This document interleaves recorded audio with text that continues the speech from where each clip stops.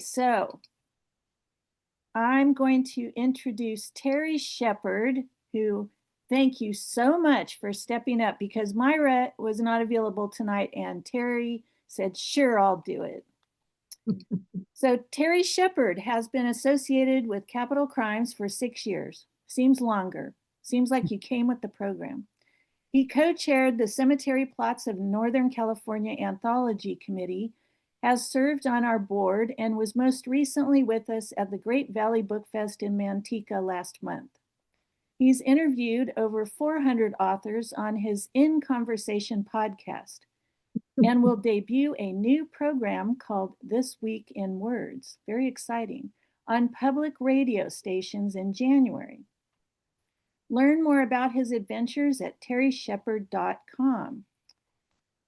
So now if you will all mute yourselves and turn off your video, we're going to spotlight Terry and Donna and get started. Thank you, Karen. And it's great to be back in California virtually, and especially to spend some time with my friend, the beautiful Donna Del Oro. There is something special about an author who can make you laugh, swoon, and sit on the edge of your seat all in the same chapter. That's Donna Del Oro, a retired English teacher who's been spinning stories since she was 16. Donna turned her lifelong passion for storytelling into a celebrated second career. Her Saving La Familia series has captured both hearts and hardware, earning a silver Falchion for Best Comedy-Suspense, a bronze award from the International Latino Book Awards, and honors for her follow-ups, Saving the Fool and the soon-to-be-released Saving the Kids. With her third book now in the hands of eager beta readers and a growing audience that stretches from California to Canada, Donna Del Oro continues to prove that humor, heart, and suspense make a winning combination. Just listen and watch. How did I, in 3 short months, get to the heart of my Mexican-American family? It wasn't easy, believe me, especially since I was the family's desgraciada, the disgraced one. Ever since I turned 18 and had my legal name changed from Dolores, which means aches and pains in Spanish, to Dina, my namesake, Grandma Dolores Gomez, refused to speak to me or acknowledge my existence for about a year after the name change. Before that, I was simply the family brat and rebel, the know-it-all. But you see, Grandma was the heart of the matter, and the big, dark secrets she kept closed up in her heart all got exposed in those tumultuous months. And before I could blink and realize what was happening, I was roped into a scheme to rescue cousins I never knew I had out of the deadly clutches of a Mexican drug cartel. Why was I chosen, you ask? Me? Dina Salazar, the desgraciada, a single school teacher with a long line of loser boyfriends. How did I end up looking up the barrel of a cartel commando's automatic weapon? Come along with me, and I'll tell you. If that doesn't grab somebody's attention, I don't know what does. Donna, welcome. Why do you write? Why?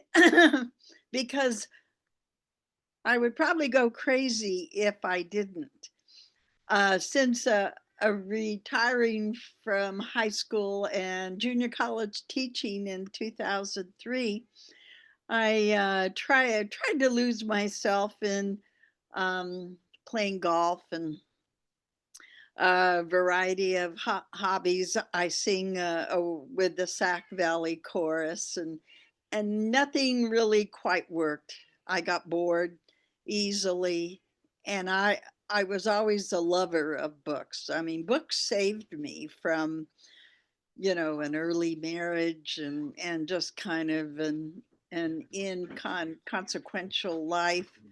An unfulfilled life, basically. Hey, Rick, mute yourself, please.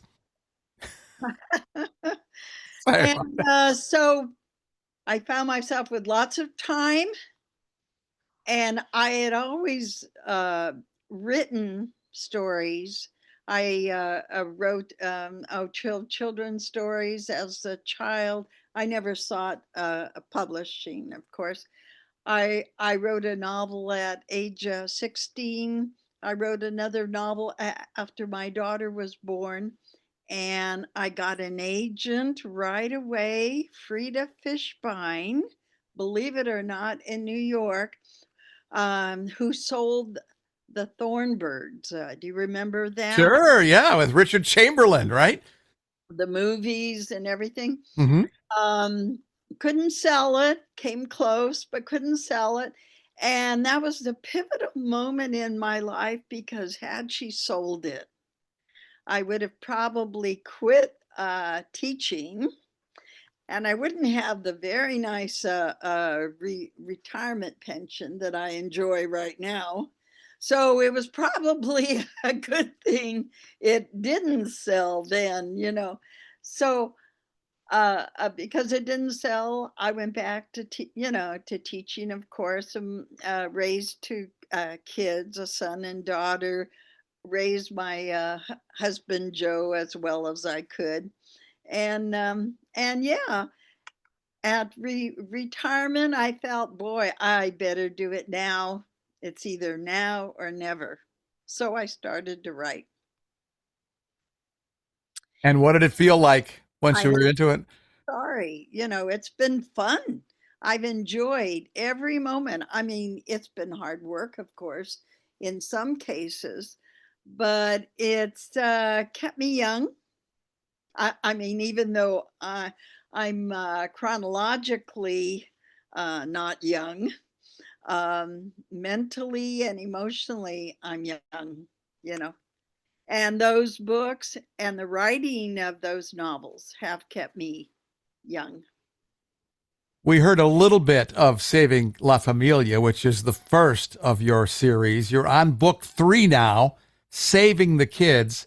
What inspired this new installment, and where does it take your characters next? Well, what inspired it was watching for 4 years the open borders to our south, watching people flooding across from Mexico and coming from all over, South America, Central America, all over Mexico, elsewhere. And then watching one time, it was the TV news series about um, under unaccompanied minors crossing the border.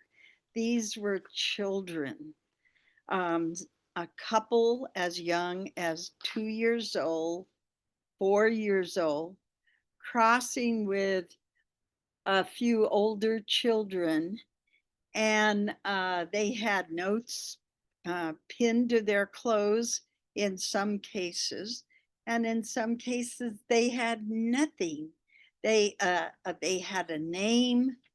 Maybe one of the older children had a name and a town or a city, and that was it. And so the CB, the Custom Border Patrol and ICE, what could they do? They put him in barracks for a while, and then they tried to track down these sponsors, and they did perfunctory vetting of these sponsors who claimed these children. Um, and the children that came across with no sponsors or anything, they were assigned people to go to. Anyway, the government, they were being flooded with so many thousands and thousands every day that the vetting was really a cursory, you know. And so I was horrified. I was frankly, as a citizen, I was horrified to see these unaccompanied minors, these children, these young teens, cross the border and turn loose or turned over to unvetted sponsor, you know, who had a name and a location, maybe a name and an address, but that was it. And since then, since early 2025, the end of 2024, ICE has formed task force teams to try and locate these kids. You know, there were 350,000 almost unaccompanied minors who were allowed to cross the border during that 4-year period. Since then, almost all except for close to 12,000 kids have been located, you know. So there's still 12,000 unaccompanied minors who were turned over to God knows who. And the ICE team in collaboration with the CBP, they are trying to find these kids. So I said, there's an idea. Dina Salazar has the summer off, you know, and her close friend, PI Gil Aluna, who is on a retainer with ICE and the DEA. He does interrogations, he does investigations for them. He asks her to join him, and to because of their Spanish abilities, they form so-called husband-wife team whose job it is to investigate the locations and the well-beings of 5 cases, 5 different cases. And so the whole book is based on their going down to Southern California. They have a 5-week work period to cover these 5 cases and to investigate and locate these kids in these 5 cases. Other ICE and CBP teams are all over the country trying to track down these 12,000 kids who the government has lost track of. You've described your series as comedy suspense. How do you strike a balance between laughter and tension in your writing? It was my most challenging thing. I couldn't make it funny. I couldn't make it hilarious or laugh out loud, you know, funny like Saving La Familia was, because this is really serious shit, you know, serious stuff. And I struggled the whole time trying to achieve a balance. And so the humor that comes out is darker than in Saving La Familia and Saving the Fool, much darker. But there is humor there because after all, you're dealing with Dina and Gil, so there's got to be some humor that comes out. But their 5 cases are really serious and involve children. And I found I found myself a couple of times just tearing up, and struggling. Um, I wanted to be funny, yet I couldn't at times. So it turned, um, it was a struggle to achieve this balance. Um, and I'm not so sure I succeeded as well as I could have, but we'll see. We all have our own creative process. Take us through your writing routine. Well, with most things in my life, I'm very controlled and very I like to be in control, and I like to sort things out and prioritize and so on. When it comes to writing my novels, I'm more of a pantser. You know, I've got the general idea in my head. Everything stays in my head except for my Venn diagram of characters and their names. Many of you use a Venn diagrams with characters' names and how they relate to each other and so on. And because I'm so bad with names, being an ex-school teacher, all ex-school teachers I know really bad with names. Anyway, except for that, and having an end goal and a general idea of where I'm going and the role that the main characters will play. Everything is by the seat of my pants. It's kind of a work in progress.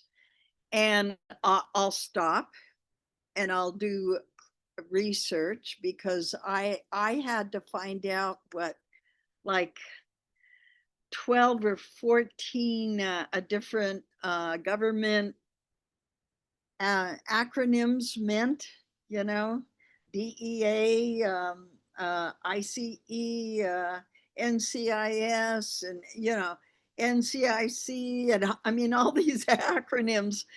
I had to research and take notes on and so on. So I would stop it at occasional parts, do more research, and the research itself would push me in a direction, one direction or another, you know. Um, and I slowly, it took me about, let's see, about 6, 7 months to write it. And I was researching the whole time, you know. I had to take off May and June for the chorus and to travel, and then I went right back to it. And yeah, it was a slower process than usual. You know. How old are the kids in the 5 cases your team has to investigate?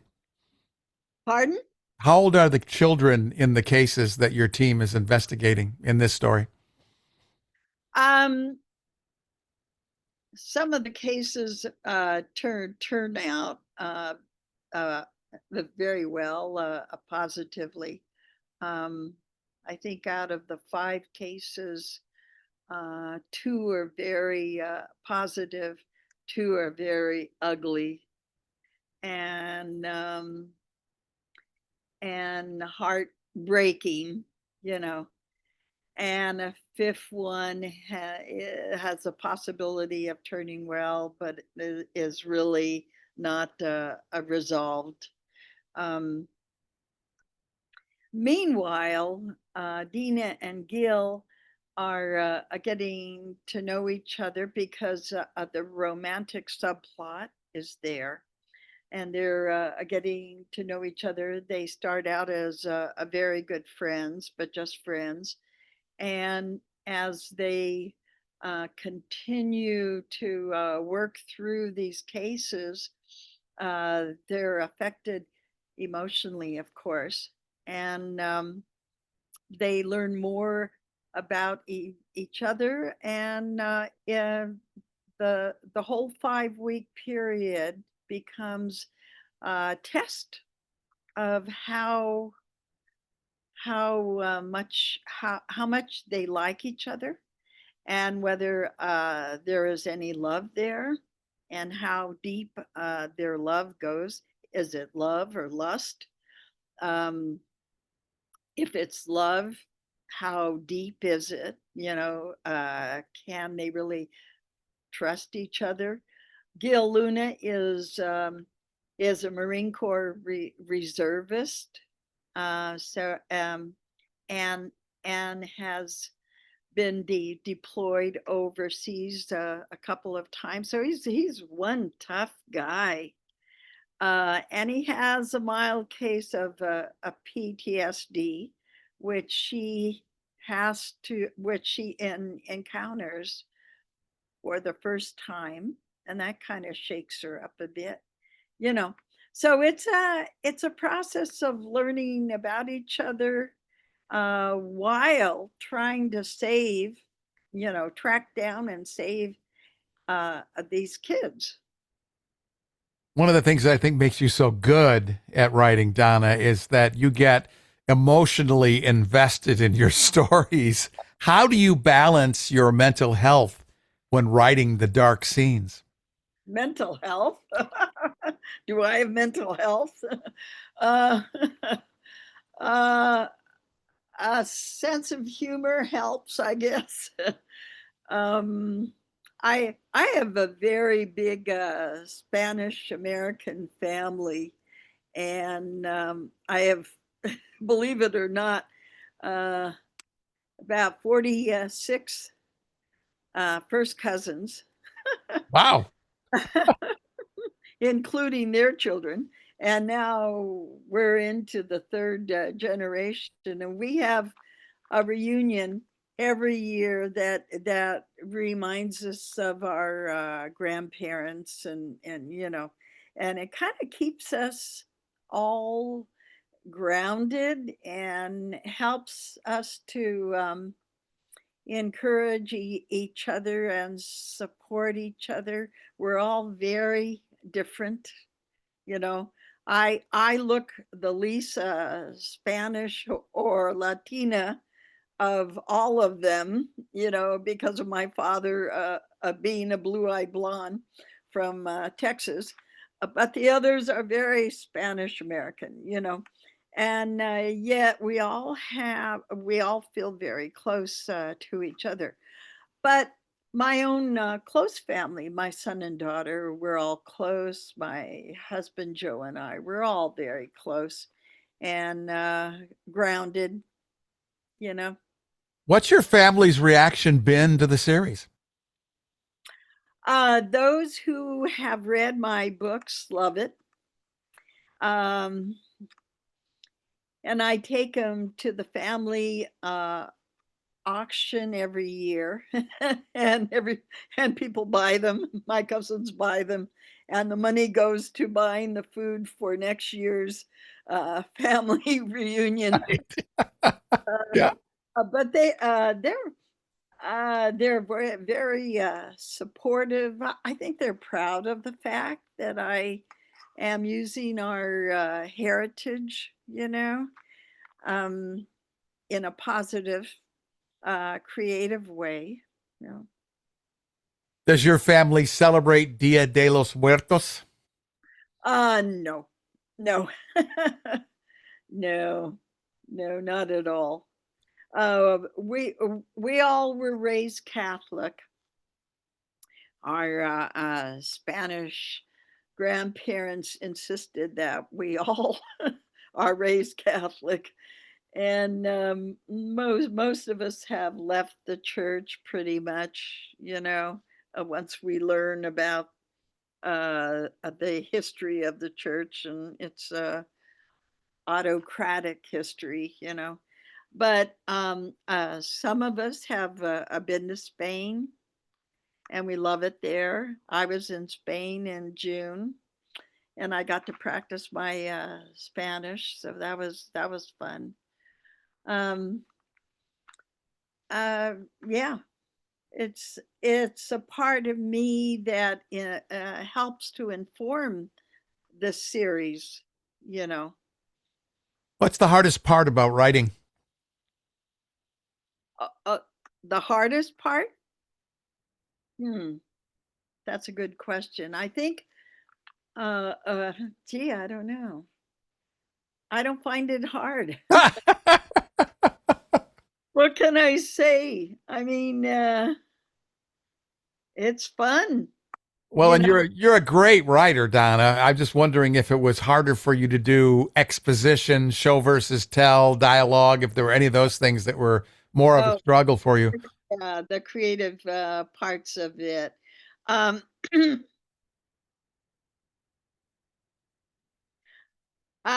maybe a dialogue, point of view, maybe a little bit.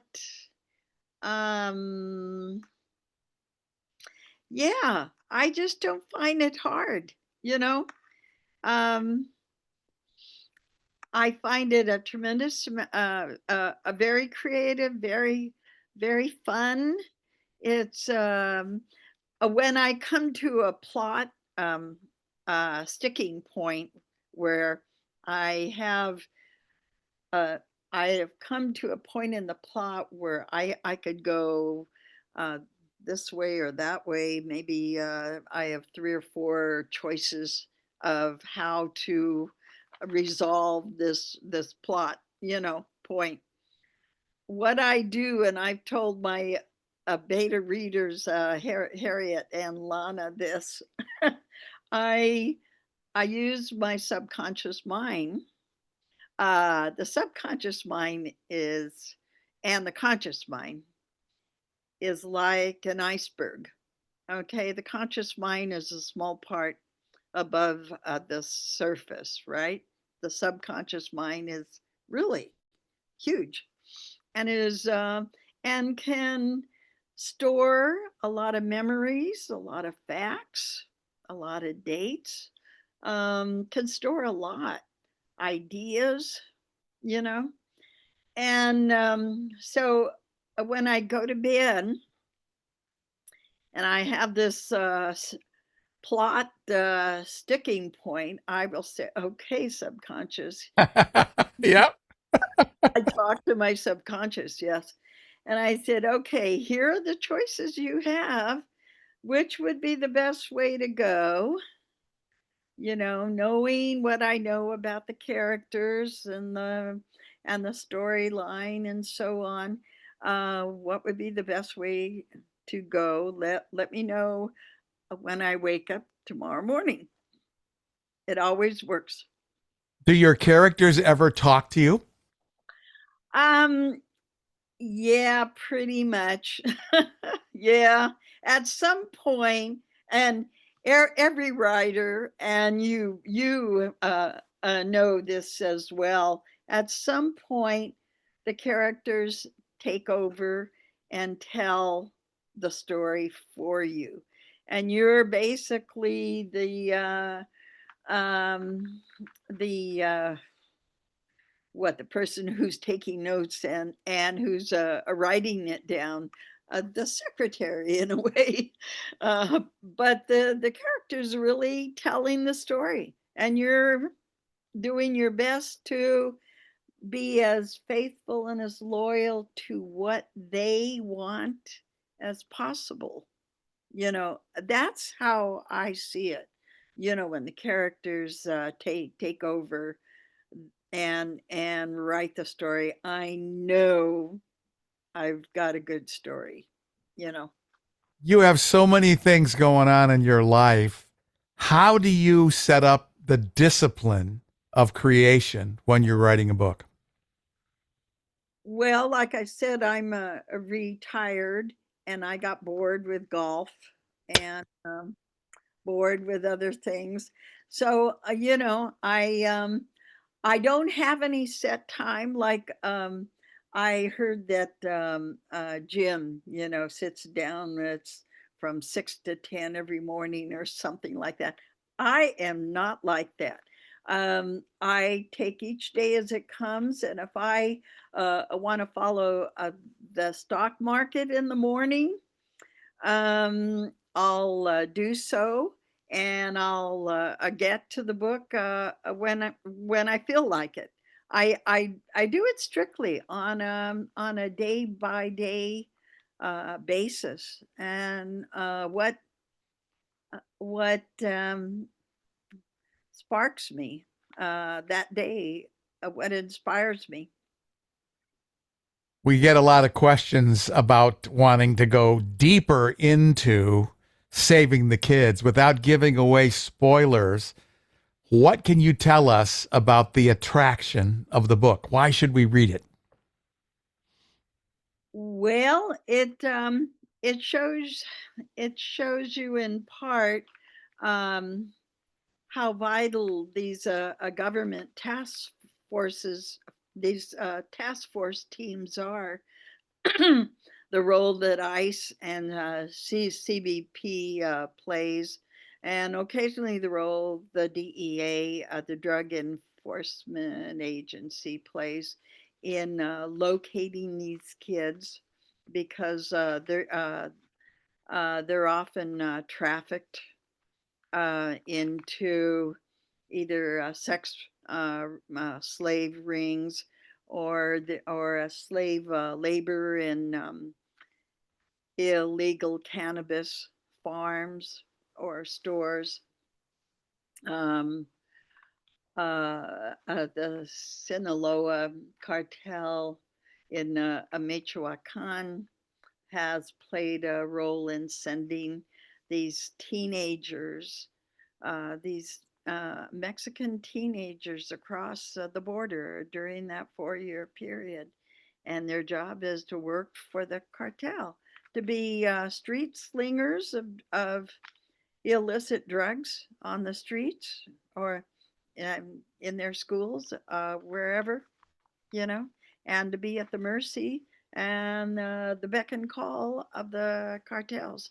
It's just a terrible, horrible thing that we have allowed to happen in this country.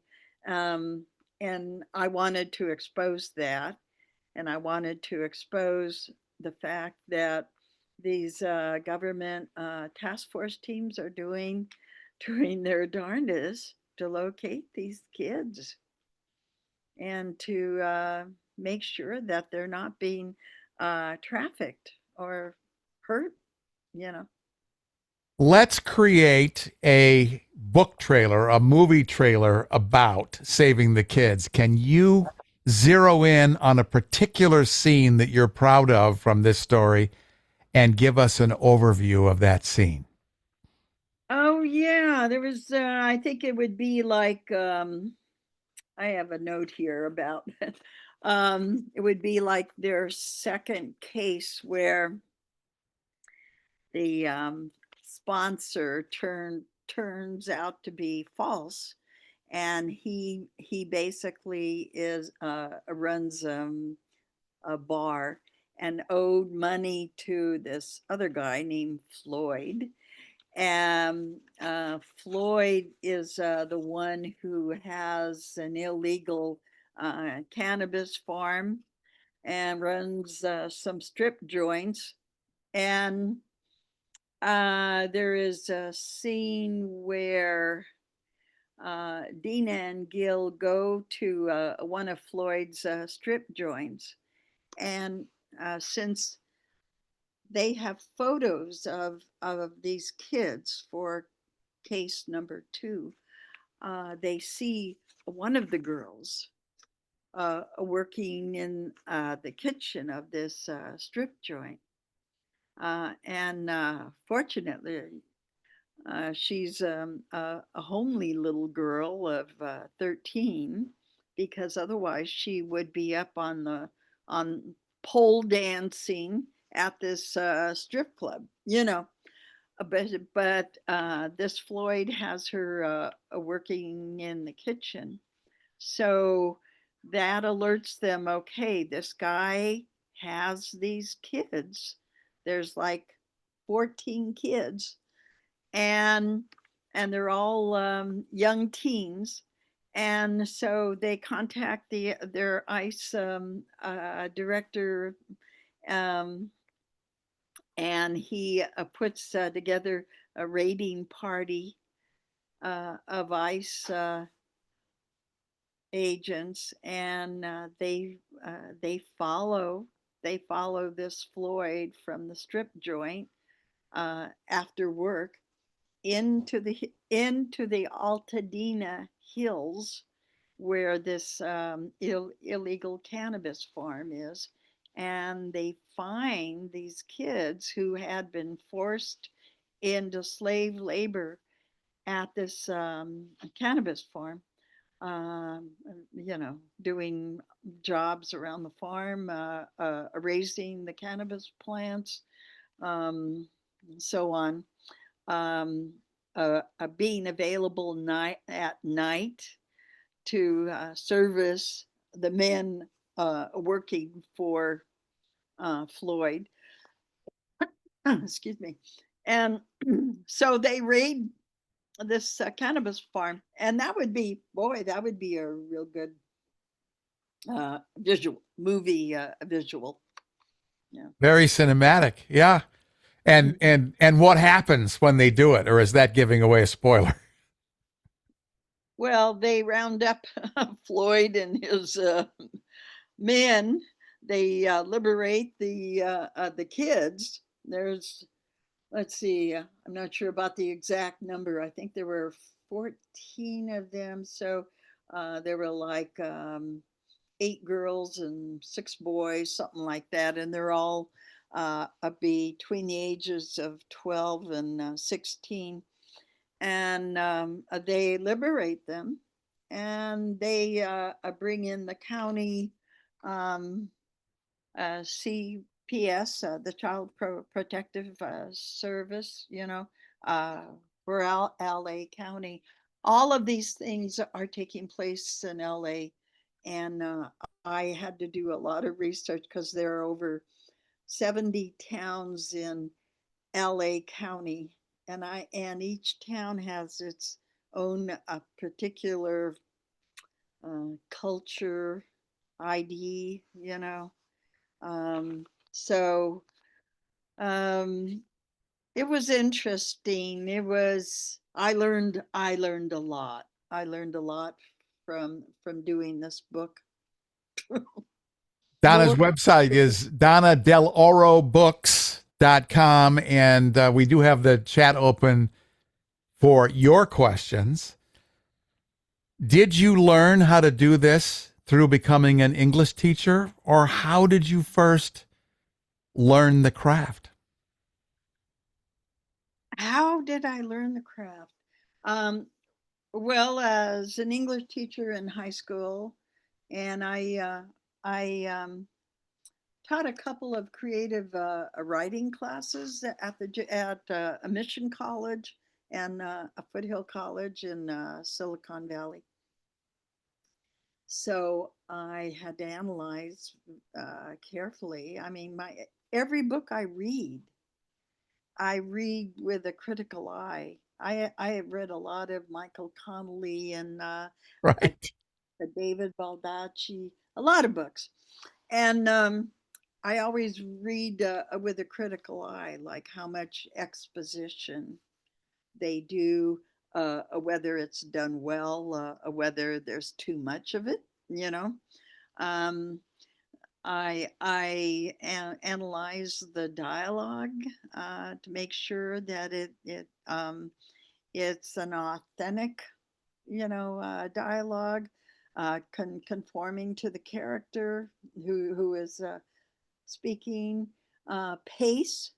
The one thing I have had to learn the most is pacing, because the literature I read and taught, often the pacing was for was more classical literature, was a slower pacing. And in today's pop fiction world, pacing has to be faster, you know, and the chapters are shorter. The dialogue has to be more succinct, but yet powerful. Um, You get so deep into your characters. Have you ever called Joe Floyd or any of your other male characters? oh, no. I've tried to. Joanna asked that question, and I was when I saw it pop up, I was trying to think if I've ever called my queen Jessica or any of my characters. I don't recall that, but when we're so deep into the creative process, it's almost. Does it feel to you like that world has totally envelops you and you're part of it? Oh, yes. Yes. I become Dina, and of course, my my kids teased me, said, "Oh, you are Dina. That is you, Mom." Yep, busted. That was me at 30. Yep, that was me. So it wasn't that long ago. That's recently. Yeah, right. What? How long should a series be? Most of us think in terms of trilogies. This is the third book in your Saving La Familia series. What's next? I have another idea for saving something or other, or finding something or other. It'll take place in Silicon Valley, because I love going back home. I have a house in Santa Clara, and my son lives there, and I like going back to my old haunting grounds, and my favorite restaurant is Cascal in Mountain View, so I always go there. So there's a lot of changes taking place in Silicon Valley. Um, and I think I will do another one that'll be there. And I was reading about um, uh, the Chinese Communist Party and the Russians, who are sending women to romance these computer scientists and coders, and getting secrets, because I know China would love to be able to make in Nvidia's Blackstone a microchip.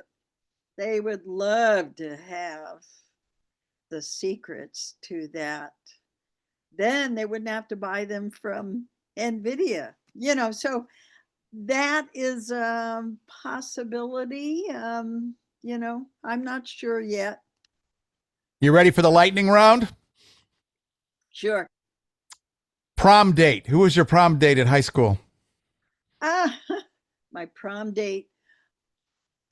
Junior prom was Gil Alvarez. And when I thought of Gil Luna, I thought of him because he was a cute, a Mexican American guy. It was so cute and very nice.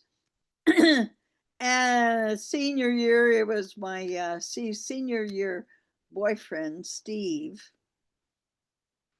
Yeah, I remember them both very well. All time favorite song. Oh my God. Elvis Presley's can't help falling in love. Really? And do you remember the first time you ever heard that song? No, but I loved Elvis, and yeah, that song still gets to me. It's beautiful. Wise men say only fools rush in, yeah. Most important tip that you hope that this group takes away from your conversation with me tonight about writing. Oh gosh. Well, I think the most important thing is uh, if you don't love it, don't do it. That is brilliant and succinct. And over 400 interviews that I've done, when I ask the question, "Why do you write?" Yeah. That's what they say. They say that it's something that they can't imagine living without. Is that how you feel? Yes, absolutely. I mean, when I die, they'll probably say, "Who was she? What books did she write? I've never heard of her." Well, yeah. I mean, I will never be a Michael Connelly or who's the other gal who's anyway. But I don't care. I don't need the money uh, from the sale of my books. You're on a Uh, desert island. You get to take two books and one CD. What are the two books you'd take to the desert island, and what would the record be? say that again. What You're two? on, you're on a desert island, and you're allowed to take two books and one album with you. What are the two books and the one album? Oh my gosh. I have no clue. No Who clue. wrote that book? That sounds familiar. I've heard that before. Yeah, Rick says one book would be How to Build a Boat. I, You've mentioned some great names of amazing authors. Do you have favorite books? um Michael Connelly. Oh my God, I've got a shelf and a half full of his books. I love his Bosch novels, his a Lincoln Lawyer novels, his Ballard novels, but mostly his a Lincoln Lawyer novels. Um, it changes. I love Ken Follett, the a British author who writes these incredible historical novels that take place in the Ages, and yet you feel like you are there, and these people. It's he is just amazing. Um, I like Don Winslow's humor. Oh my gosh, he makes me laugh. I mean, he covers the most violent, the most disgusting, the most evil characters, and yet you can't help but walk away laughing like crazy because of the way he portrays them and what happens in his novels. Um, I tend to write. I tend to read mostly male authors for some reason. I don't know. What Uh, have been the benefits for you of being a woman in the craft? None, none. I mean, I started out writing a couple of romance novels, Born to Sing and Scheming and Dreaming in L.A. were two, and I wrote a third romance called. The title was Hasta la Vista, Baby.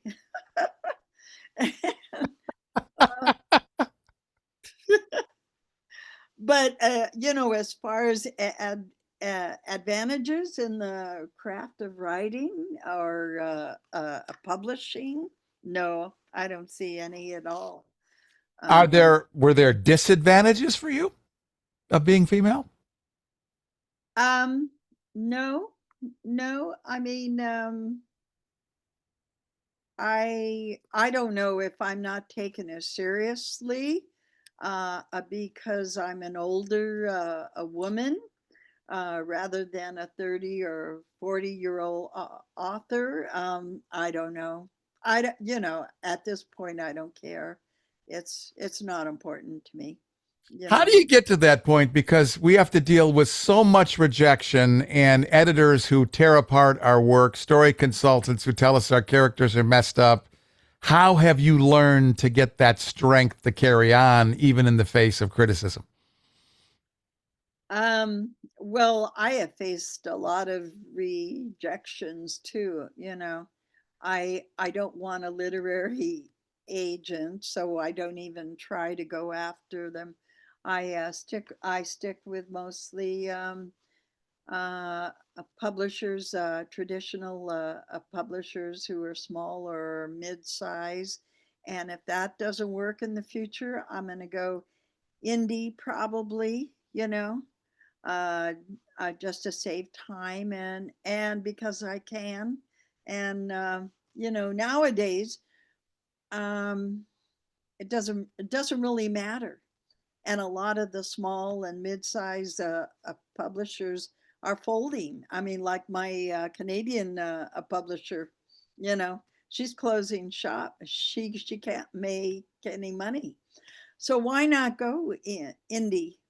And you know, uh, it could be a faster route. And since you have to promote your own books anyway, why not go that route? I don't know. I'm trying to decide whether to try with some publishers or to go the indie route, like I know quite a few of the ladies that Cap Crimes have done. Um, uh, I don't care. Nothing will stop me from writing stories. I love storytelling, as you probably do too. And that's what keeps us going.